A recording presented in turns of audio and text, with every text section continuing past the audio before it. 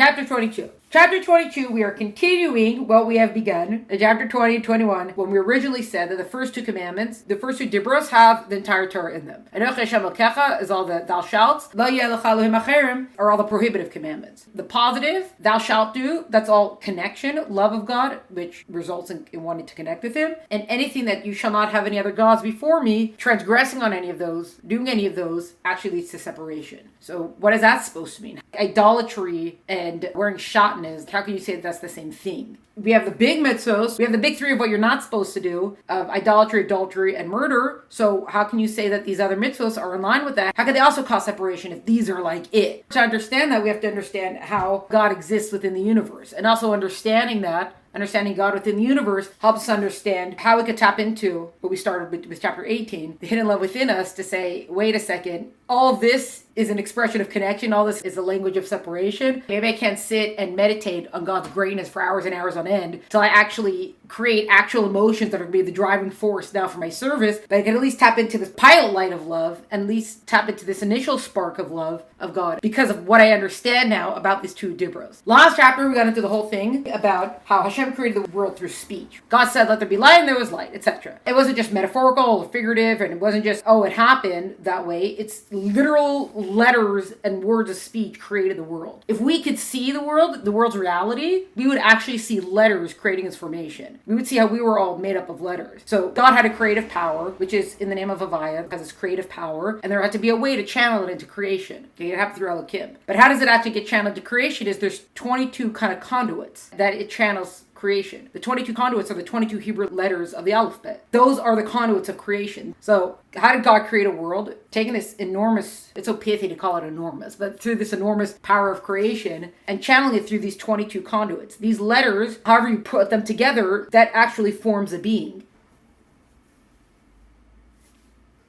Everything, the entirety of creation comes from 22 letters of Lashon HaKodesh. Everything that exists within the world all comes from God's speech. Nothing can exist without God's speech. We say, what is God's speech? Lashon HaKodesh. What's Lashon HaKodesh is made out of? 22 letters. So the entirety of creation is from 22 letters. We use the word speech, it tells us very specifically. We sort of did it last time also, and here it reminds us again. We're using the language of speech, but God's speech is not like human speech. First of all, God talks, and like there's actual words. We can blab as much as we want. There's no word that comes from it. Why? Because God's speech doesn't separate from Him. Man's speech, we speak, and the words are no longer ours. We know because somebody else can take them and do what they want with them. God's speech is different than man's speech because man speaks and the words become detached from us. They're not ours anymore. God speaks and they don't become detached from Him. They can't. Because if they would, then there'd be something that exists outside of God. So it's not just God speaks and the world comes into being, but it doesn't detach from Him. It's still all part of Him. Last chapter got into the whole thing of the turtle and the shell. The turtle goes inside the shell, and we're like, where'd the turtle go? And the turtle's not like, hey, where'd I go? The turtle's like, I'm still here. I was here. Here I am.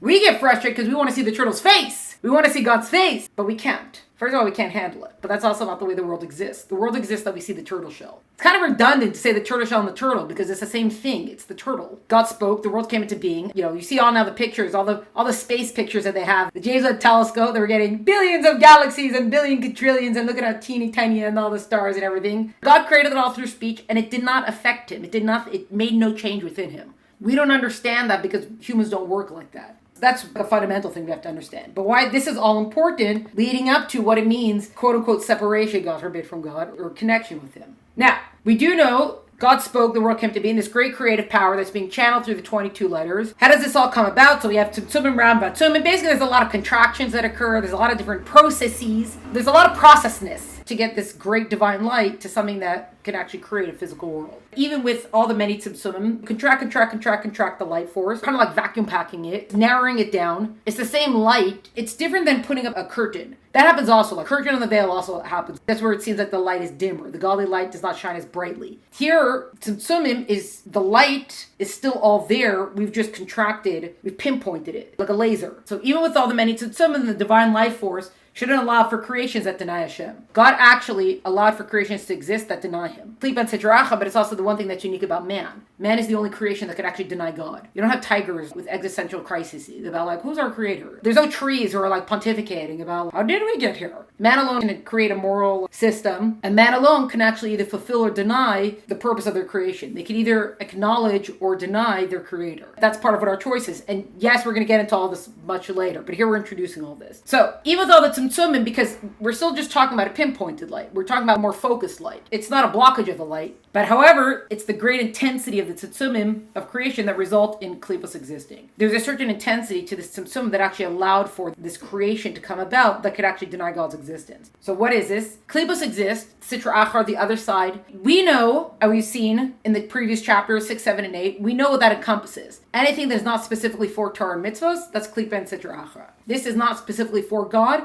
so it falls into the other side. Sitra achara is not called the evil side, it's called the other side. You have a sitra de kedusha, a side of holiness, and then just everything else falls into that category. Within the everything else, there is evil and there's bad stuff, and within the everything else is stuff that we need to elevate. Well, the klipahs noga we can elevate. All of this, God brings it into existence, but he doesn't actually want it to exist. He doesn't want it to be here, which is why God feeds it b'fchinas achorayim de kedusha. It comes from the backside. What God gives them, it's like if you give someone a gift, you give someone a gift face to face, and like, here I am, look, I'm so happy to see you, here it is. Or someone you don't really like and they're annoying you, you kind of just like chuck it over your shoulder kind of thing. Someone that you don't really care about and you don't really have anything for and you're kind of forced to do for them, it's not a face-to-face happiness, I'm so glad to see you. It's not coming from your inner will and essence of, oh, I want to connect with you now. I want to gift you right now. You give them the dregs of your energy. You give them the dregs of your patience. We have klipah, we have sitra, it's got to be in existence, but God doesn't want them to be there. There's no enjoyment in making them alive. Going one step further with this, even here now, because God doesn't really want them there and it kind of gives them from the dregs of life force, they call it the hinder part, basically from behind, from the back, behind the back, they become parasites. They're like leeches, that when someone does wrong, they kind of leech onto that energy to feed themselves because they're existing on life support. They're barely there. They're there because they have to be there, but God, that's not what he really wants. What he really wants is a world that's going to be a world, a home for him. He wants a world of light and Torah mitzvahs. But because of the world that we exist in, the only reason why sitra achara and the negative forces, the only reason why they exist is so that wicked people should be punished and righteous people should be given reward for having overcome the sitra achara, for having subjugated it. The existence of the sitra achara is necessary for freedom of choice to exist. Same thing with last time. We cannot have freedom of choice if we actually would see God. If we would actually see the turtle's face, never mind that we can't handle God's actual radiance. But as a general idea, if we could actually see godliness within the world, if we could say, oh, this is light and this is actual darkness in the spiritual sense, we'd always choose light. It would be so obvious to make the right decision. That's not a world of choice. That is a world where, I was going to say the choice is obvious, but again, it's not a choice because it's so obvious. That's a choice where making the right decision is automatic. So God hid himself from creation. And the side effect of that is that it allows the world of shadows, quote unquote, darkness could come in. It creates a place where darkness can exist because God has hidden away his light. Here's the other side effect. God wants to give reward. In order to be reward, that's to be reward and punishment. How do you give reward and punishment? You have to create what seems to be equal options, what seems to be an actual choice. If not, how can you get mad at someone for making a decision? First of all, when there's no choice. So I was like, oh, I had no other choice. But when there's actual no other choice. Or, here, do you want the moldy bread or do you want to have the nice warm bread that just came out of the oven? That's not a choice. What? I gave you an option. No, you didn't. Moldy bread is not an option. Which one do you want? This causes immediate pleasure, satisfaction, indulgence, whatever. This is immediate. This, I don't see the immediate benefit for it. It's only that I believe in you, that there's some sort of spiritual payoff later. You don't see the light that you get from it, but there is much benefit to it. Which do you want? That seems to be an actual decision that I have to make. You can't make the decision if there's no dark side enticing you with cookies. That has to be there. Or else there's no decision. And if there's no decision, there's no reward. They seem to be even. It seems to be an equal choice. I'm presenting you with two apples. You can't see that one apple is kind of rotted in the inside.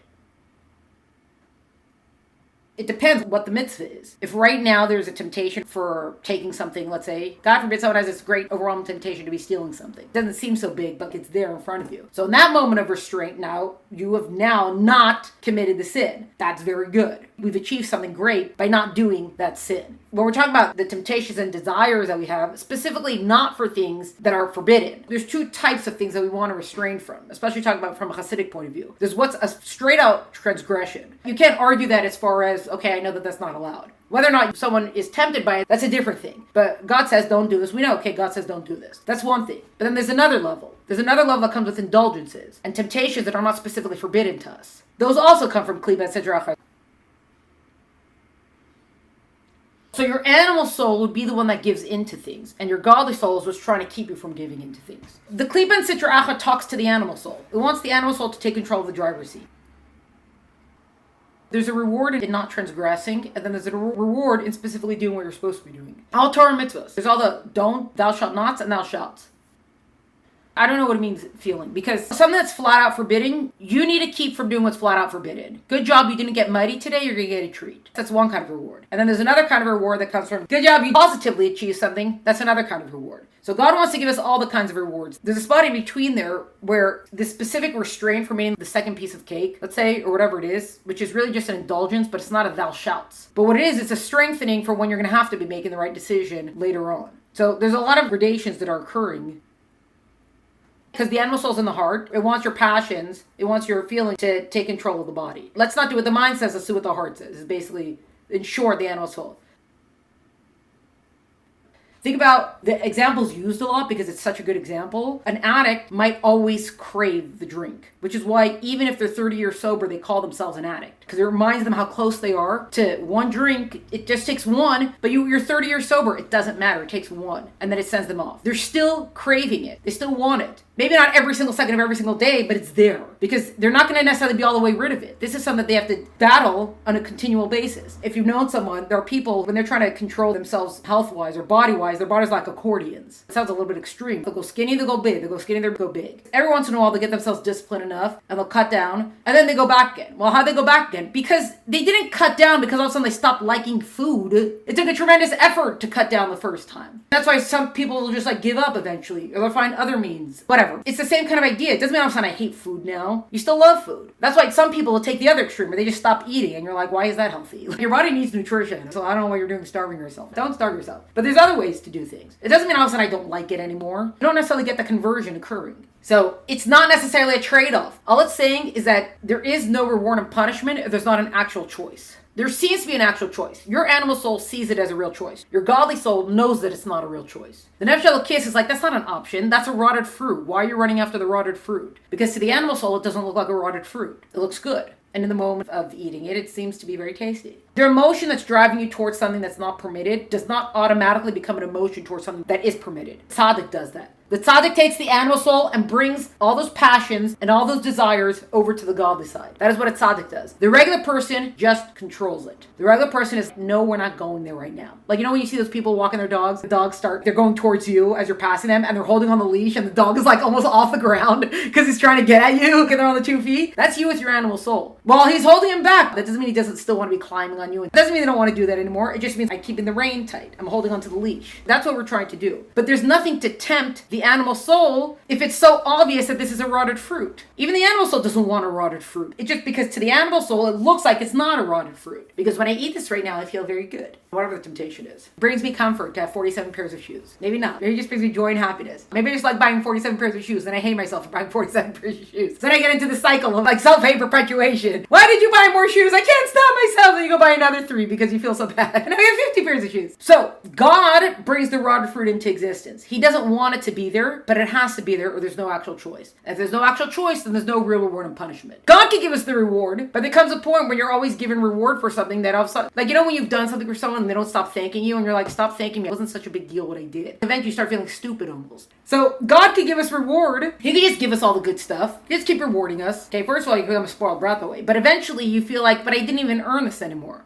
What's that story of a king? Who is it? The king was walking and he sees the farmer with the scythe and he's harvesting or something like that. And there's something about the motion that's very calming to him. I'm missing the context of the story, but it's something like that. It says, this is so beautiful. I'm going to hire you, come to my palace, and every day you just do the scythe motion. It brings me so much peace and calmness. And I'm going to pay you $1 bazillion to do this. So first the farmer's like, this is great. I want $1 bazillion. I'm not going to get $1 bazillion for my wheat in my corn or whatever. So he comes to the palace on day 1. He's doing the scythe motion. And the king is like, oh, this is so calming. And then he comes the next day and he's busy with the scythe motion. The king is like, oh, this is so beautiful. 2, 3, 4 days later, eventually the farmer's like, forget it, I'm going home. Why? You don't want your pay? Do you want to be paid more? No, I'm not doing anything. There is no satisfaction in just scything air. I want to go home to my harvest and scythe and actually produce something. Why do you have so many people are wandering today and they're empty? Because they don't feel like they're achieving anything. They don't feel like they're doing anything. There's no meaning to them. Why do you think people need meaning? We are driven, we are wired to want meaning. We're wired to want fulfillment and satisfaction for the things we do. So many times jobs that we hate so much are the jobs that don't seem to have any point to them. Dig the hole, okay, fill it back up. Dig the hole, fill it back up. I don't care how much you're paying me. I will not be able to keep up with that because I want meaning more than I want the money. So that's why creative types don't make any money. That's a general thing. So God could give us the reward, but he chose not to create a world like that. He wanted wanted a world where reward would come from actually making the right decision. There would be an action, we put effort into the decision that actually gives us the reward for it. The side effect of that, the natural framework of that, is that there has to be a negative side, an other side that seems to be an equal option, where there is no choice being made. That is why that despite himself, despite his actual desire, God allows for klipah and sitra to exist in the world. There's a difference between God's inner will and his external will. Next chapter is going to get into more, but introducing it here, there's what I really, really want. That's my inner will. That's what I'm actually working towards. And then there's everything I have to do to achieve that. So I have to do a lot of actions. These are external actions. It seems like, oh, you're spending so much time focusing on this. Yes, but that's not my ultimate aim. I'm spending so much time focusing on this because this is going to bring me to my ultimate aim, to my ultimate goal. Klipah and sitra, that's part of the external will.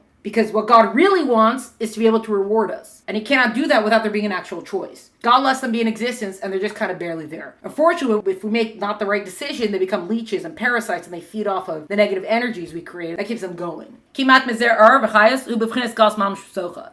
little bit of godly light and energy that is there to give life to the klipah and sitra, it's in captivity. It's like it's in gullus, within that other side. There has to be God's creation bringing it about, or else it cannot be. Even the negative forces, they cannot exist without God bringing them into existence. That's what people think also. There is no God where there is evil. No, it's not possible. Even for evil to exist, God has to bring it into existence. If not, it cannot be here. The world was created as something from a nothing. So if there is not God driving existence, bringing existence into being, even something evil, how could it exist without God letting it exist? You say, oh, because it exists from what? And so you say, oh, it exists from what? Now you're bringing something else to the equation. Bringing something else into the equation is denying God's absolute unity within the world. You're saying there's something, a driving force and power that can bring something into existence that is not God. We're going all the way back to the first two dibros. When we say Achdus Hashem, God's unity, we mean it in the most absolute terms. Even klipah and sitra come from God. He doesn't want them to be there, but they are. The klipahs are called achorayim, other gods, as they see themselves as being other than God. That's part of what makes them who they are.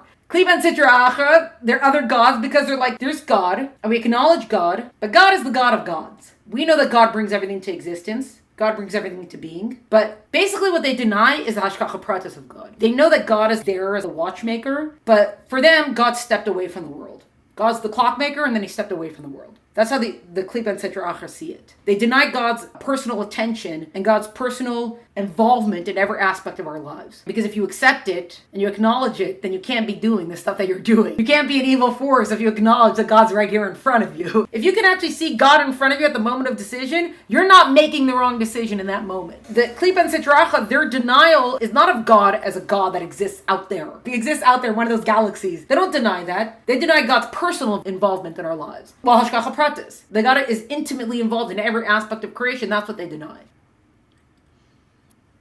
Yes, it's both. Even unwittingly, when we choose klipah and sitra, we are falling into that mindset. Because the klipah and sitra, they've got a job to do. In their state of existence, their job is to be this aspect of denial of God. That's what they were created to be. They don't deny God as the ultimate thing. He's the God of all the gods, and now we have a bunch of other gods. That's how they see it. So there's other forces and powers that exist, but then there's one power that exists above them all. They can't do their job otherwise. So they believe in God as the clockmaker. God created the clock, the world, and then he stepped back. We say, no, there's hashgacha pratis. God is intimately involved in every aspect of creation. The affirmation of that is every time we do what we're supposed to be doing, we're affirming the absolute unity of God within creation. And when we do what we're not supposed to be doing, God forbid, we fall into saying, there's God and then there's what I want right now. When you start thinking about it a little bit too much, I don't say there's only two options, but there's probably two main options that come. Either you're going to get to a point of very great discomfort in realizing that if I truly believe this, then I better shape up, better never ever do anything wrong. How can I say I truly believe this if my actions are not totally in line with this? Or I think we kind of shut it down and we move on to other things. Because I don't have to think about it. If you've ever been in a community, you're trying to convince someone to keep Shabbos or something like that. Okay, you're going to have to be careful with certain kind of words and languages. But part of it is you actually believe in God and you know that every time you're keeping Shabbos, you are testifying to God having created the world. You are testifying to the fact that God is. Which means the opposite of that is a denial of that. Nobody wants to hear that. No, I'm not really denying God. Well, that's the fallout of it. That's the opposite side of things. That every time we do what we're supposed to be doing, you're testifying, you're affirming, you're saying, yes, this is my true belief. And every time you do what God doesn't want, even unwittingly, it is an act of defiance to God within the universe. Where does that come from? So we know it's klipah and sitra, but where does that come from? That's why the sages equate arrogance to idolatry. Why arrogance? Because arrogance say that I am, and there's what I want. It's a sense of self-aggrandizement. And not like, oh, they have such a big ego, but my ego self is in my sense of self, making it bigger, making it more important, while expanding upon it. The more I do that, the more I can make an argument that seems to make sense to me, even if we talk about this philosophically, it doesn't make sense. But it seems to make sense to me of this doesn't work for me right now, so I'm not going to be doing this right now. Okay, well, at least you're being honest. But that's what you're doing. When you say that, this isn't working for me right now, you are allowing for, even unwittingly, this possibility of God not being absolute within the world. The achdus of God, the unity of God, not being absolute in the world. Because you're saying there is a force that can act contrary to God's will. When you tell somebody no, what are you doing? You are asserting yourself as an individual. Hey, can you take care of this for me right now? No, I cannot. You can be very legitimate in what you're saying. But you have to assert yourself as an individual to say that. You have to assert yourself as a being. That's why you have the people who are kind of pushovers or like doormats a little bit. They're always saying yes to people who don't know how to say no. I mean, you could have strong personalities who are like that also. You have to learn how to say no, right? How do you learn how to say no? Not by becoming meeker, by becoming stronger in yourself of, I cannot do this. We're not even talking about legitimate or not. It can be totally legitimate. You have to assert yourself as a self to say, I can't do this right now. I don't want to do this right now. I am saying no to you right now. Saying no to you right now asserts myself as a self. Transfer this now in the spiritual realms. God's like, this is what I want you to do. And you're like, no, I don't have time for this right now. I'm busy. I got other things to do. I don't like this. I don't care. Whatever it is. There's a lot of answers for it. And it depends on the day and the hour sometimes. We're asserting ourselves as a self to say, I don't want to be doing this right now. I can't do this right now, etc., etc., etc. Where does it come from? Say idolatry. Idolatry is there's something other than God. It's not just bowing down to an idol. There is a force, a driving force, an activating force, a powerful force that is not God. Where does that come from? It comes from a sense of arrogance. God says, I can't dwell with an arrogant person. Going all the way back, why do we want to control our temptations, the desires, and indulgences when it's not thou shalt not? Because every time we give in to ourselves, we are asserting ourself. We are making ourself stronger, bigger, more. We are expanding our material self every time we give in to the animal soul. That's why we're so stuck on saying no to an indulgence. Because who cares? As though thou shalt not. Who cares? Well, we care. Because every time you're going to give into that, you assert yourself as more. And when you assert yourself as more and as much, there comes a point where you're going to have to make that decision, and it's going to be very hard to say no to your own self. Because you have built yourself up so much. You have made yourself so much. How do we say also that it equates it to arrogance? So he has, Ani v'afsiod, I am and there is nothing besides me. That's what the klipah and sitra achara say. That's kind of their mindset. That's what it says. They soar like an eagle. The eagle's the highest flying bird of all the birds. Paro said, Yor li v'ani esisini. The river is mine and I have made myself. Moshe said, God says, let my people go so they may serve me. And Paro's like, who's this God? I have never heard of him. Paro said, the river's mine and I made myself. Arrogance. All of this are features of klipah and sitra achara. So when we say, I'm going to do what I want right now, that's why it falls into, it's equated with idolatry. It's saying that there is something other than. Hashem continuously brings the world into being, and all is not before him. Ergo, believing in any force or power outside of him denies his complete and absolute oneness. This is the final assertion of this chapter, which is then going to bring us into the next chapters about what happens when we do a mitzvah and what happens, God forbid, if somebody transgresses. Why is it such a big deal? Achdus Hashem, the unity of God within all of creation, the acknowledgement of it, the knowledge of it, the constant belief and knowing of it, and the feeling of it, first of all, gets us on the right track and allows us to then tap into the hidden love that we have, the pilot light that we have, that we know that every time we're doing what God wants, it is an assertion of all of this, of God's absolute oneness. And anytime we don't do what we're supposed to be doing, we are actually denying God's absolute oneness. That's why we built last time to say that God created the world through speech. God is the sole creator of the world. God is the only existence in the world. There is only God. It's a preliminary for being able to really fulfill these mitzvahs. To know that there is only God. I was listening to this. It was a couple guys talking and they were saying something like, oh, why do we have to have certain laws to say don't murder? Does that really keep somebody from murdering? And they're like, oh, maybe less intelligent people. Because the intelligent people, no, don't treat someone the way you don't want to be treated. But maybe people are less intelligent or something like that. That's why they need the laws there. And I was listening to this and I was like, you guys are so wrong. Smart people are who you have to worry about because a smart person can rationalize their way out of anything. A smart person can tell you why what they're doing right now is actually okay. Going to a classic example, that's something that the Rebbe always said about the Holocaust. If you look at Nazi Germany, these were very intelligent people. They were scientists, mathematicians, doctors. There were some backward countries. They were very, very smart people. How could they let this happen? This is what happens when you have a lot of brains without morality. So when you talk about, oh, who actually needs all these laws? First of all, well, everybody. But second of all, specifically smart people. You can get too smart for yourself. What caps you? Acknowledge that there's something that's bigger than myself. Especially because an intelligent person could definitely feel more of a sense of self. It is an interesting thing. But anyway, so that's why we started. I said God created the world and God is everything everything. God is the only existing being. Not just that all creation comes from God, but God is everything. God is it. Because everything else falls in line with that assertion, with that statement, with that fact of life. That God is everything means that everything comes from God. Definitely the light, and even the dark side comes from God. Why? Because God created this world where we could choose. Every time we choose the light and we choose God, we are affirming God is it. And every time we don't, even unwittingly, it is a denial that God is everything. Because we're saying, hey, maybe there's something else. There's what you want and there's what I want. End of chapter 22. The average person is made with a compulsion for material pleasures, for the material world. We are made with a drive toward things that are not the right decision. Tanya doesn't necessarily blame us for having the drive to not make the right decision. If anything, Tanya tells us this is realistically who you are. That Tanya gives us that leeway to be like, don't beat yourself up about the fact that you've got this drive because this is what you were created to be. But be the best that you could be. When you will become the best that you could be, you will learn how to control that drive. You will learn how to push it down, and you're going to learn how to put it to the side. But you're not going to fully get rid of it unless you're tzaddik. It's very important distinction, because if not, then what do you want from me? It goes all the way back to all those other chapters.